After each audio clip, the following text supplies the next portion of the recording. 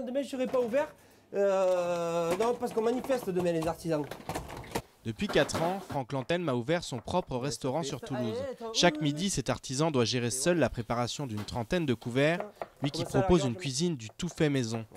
Un métier mais avant tout une passion qui impose une importante charge de travail. On commence à 7h30 le matin, on finit à 6h le soir, voire 7h des fois pour la préparation.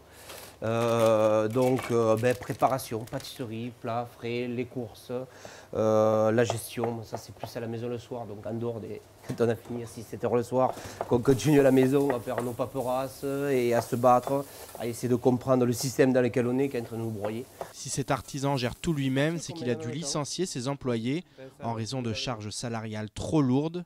RSI, URSSAF, CFE, autant de cotisations difficiles à assumer pour les petites et moyennes entreprises françaises. Taxé au-delà de 50% de son chiffre d'affaires, ce restaurateur est aujourd'hui en colère. Je veux juste que mon entreprise perdure, qu'on me laisse un peu d'argent pour pouvoir réinvestir, pour pouvoir embaucher du monde, pour créer de l'emploi. On est pour cotiser, on est pour le système, c'est tout à fait normal, c'est la solidarité.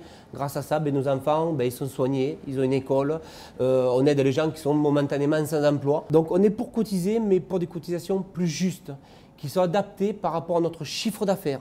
Ce qu'il juge comme un harcèlement fiscal l'a poussé à s'engager au sein de l'association Sauvons nos entreprises, une association apolitique et en dehors de tout syndicat qui réclame avant tout une baisse des charges pour les indépendants, eux qui sont proportionnellement plus sévèrement taxés que les grandes entreprises du CAC 40. Le plus important, c'est pas que Sauvons nos entreprises existent ou les citrons pressés existent.